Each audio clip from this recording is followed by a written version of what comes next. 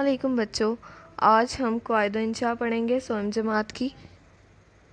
आज का हमारा जो उन्वान है वो है हरफ और लफ्ज़। हरफ क्या है सबसे पहले ये देखते हैं, लफ्ज़ मैं आपको बाद में बताऊंगी। सबसे पहले देखते हैं हरफ क्या है। अलिफ बे तो सबने पढ़ी है ना, अलिफ बे पे ते टे से, इन सब को हरफ कहा जाता है। इन सब को अलग-अलग अगर हम देखें तो ये हरफ है। अलिफ को अलग देखा जाए तो ये एक हरफ है।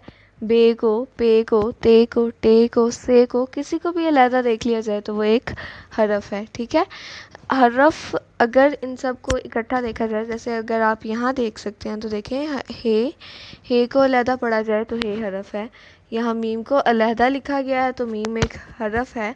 दाल को अलहदा लिखा गया है तो ये हरफ है।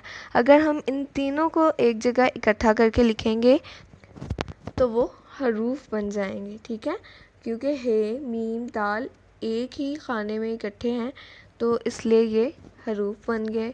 अब हमने इनको जोड़ के नहीं लिखा, अभी हमने इन्हें अलग-अलग ही लिखा है। ठीक है, ये हरफ और हरूफ का मैंने आपको बताया।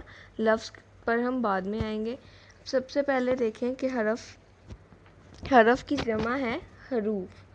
हरफ जो है ये जो है अलिफ बे पे ते जो यहाँ पे लिखी हुई है और ये तक इसी तरह आगे जारी रहेगी। ये जो है इब्तदाई अशकाल हैं।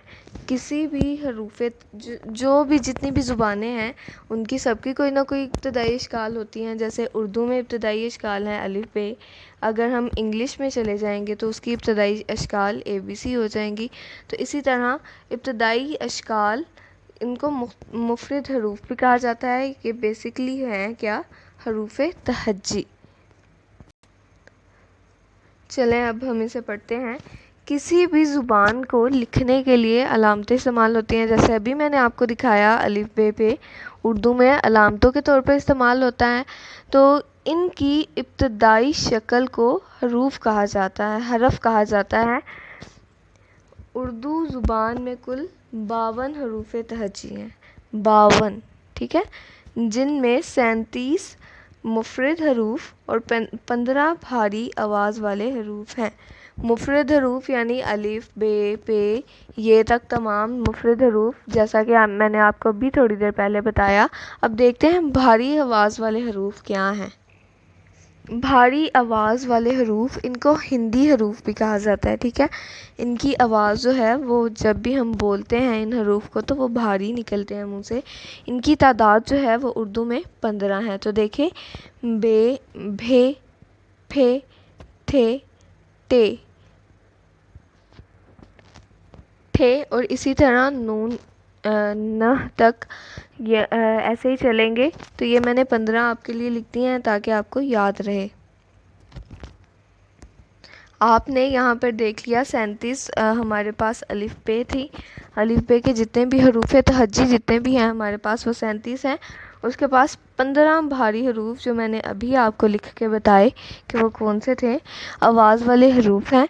2 या 2 से ज़्यादा हरूफ को अगर इस तरह से जोड़ा जाए कि वो कोई मायने दें तो वो लफ्ज़ कहलाएगा। यानी 2 या 2 से ज़्यादा हरूफ मिलकर लफ्ज़ बनाते हैं, जैसे अब हरफ। ठीक है, अब ये क्या है, हरफ कैसे बन जाता है। जब आप किसी भी लफ्ज़ को बोलते हैं, जब हरफ को जोड़कर आप लफ्ज़ बनाते हैं तो उसका कोई ना कोई मायने तो होता है ना। जैसे अगर हम मेज़ की बात करते हैं तो हमें फ़ौरन हमारे जहन में नाम सुन के आता है कि मेज़ है क्या। हम इसके ऊपर कुछ भी रख सकते हैं, खाना रख सकते हैं, अपनी किताबें रख सकते हैं, पेंसिल रख सकते हैं, बैग रख सकते हैं, तो हमारे जहन में इसका मायने आ जाता है फ़ौरन से। तो ऐसा लफ्ज़ जो ऐसा हरफ कुछ हरूफों को मिलाकर जब एक लफ्ज़ बनाया जाता है तो उसका कोई ना कोई मायने होता है। अब जैसे यहाँ देखें, हम्द, हे मीम दाल ये हरफ थे। जब इनको इकट्ठे एक ही जगह पर लिखा तो वो हरूफ बन गए, और जब इनको मिलाकर लिख दिया गया तो वो हम्द बन गया। जैसे नीचे देखें, खुदा। अब बाकी आप खुद देखिएगा। आगे सरगर्मी देखते हैं हमारे पास क्या है। दुरुस्त जवाब पर टिक का निशान जो है लगाना है। उर्दू ज़ुबान में मुफ़रद हरूफ तहज्जी की तादाद है कितनी, 37। यहाँ हमने पढ़ा था, यहाँ देखें 37 है। उर्दू ज़ुबान में भारी आवाज़ वाले हरूफ की तादाद क्या है? 15। उर्दू ज़ुबान में हरूफ तहजी में मुफ़रद और भारी आवाज़ वाले हरूफ की कुल तादाद है। इन दोनों को मिलाकर हमने जब हमने जवाब हासिल किया तो हमारे पास 52 आया। उसके बाद देखें, दो या दो से ज़्यादा हरूफ को इस तरह से जोड़ा जाए कि वो कोई मायने दे, तो वो क्या कहलाएगा? लफ्ज़ कहलाएगा। अब ये देखें, ये आपको सरगर्मी दूसरी जो दी गई है, हरूफ को जोड़कर लिखना है। ये आप खुद भी कर सकते हैं, लेकिन मैं मिसाल के तौर पर आपको, ये पहली मिसाल आपने देखी जिस, लफ्ज़ बना जिस। अब ये बनेगा नून आइन ते नात। ये मैं एक आपके लिए लिख देती हूँ, बाकी तमाम आपने ख़ुद हल करने हैं, ठीक है। ये देखें, मैंने आपके लिए हल किया नात। आगे देखते हैं सरगर्मी जो दूसरी है। यहाँ पर उन्होंने तीसरी सरगर्मी में लिखा है हरूफ को तरतीब देकर दुरुस्त लफ्ज़ बनाने हैं। जैसे ये उन्होंने तरतीब इसकी गलत दी हुई है, ठीक है। रे वाओ जीम सीन, तो ये यहाँ पर अगर इसको सही तरतीब में लिखा जाए तो एक लफ्ज़ हमारे पास बनता है जो है सूरज। यहाँ पर अगर हम अगला लफ्ज़ देखते हैं तो रे अड़े अलिफ बे बड़ा, तो इनकी तरतीब दुरुस्त की जाए तो ये बड़ा बनते हैं। इसी तरह ये मैं दो आपके लिए यही हल कर दूंगी और बाकी के आप खुद हल करेंगे। पहला देखें, दाल मीम है, तो इनको तरतीब दिया जब तो हमद बना मेरे पास लफ्ज़।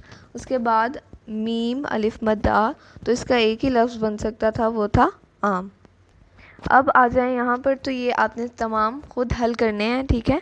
अब ये हम तीसरी मिसाल अब हमने हल करनी है, तो मिसाल के मुताबिक नाम तलाश करना है, ठीक है। जैसे सबसे पहले इन्होंने एक मिसाल खुद हल की हुई है आपकी किताब पर, नेमत।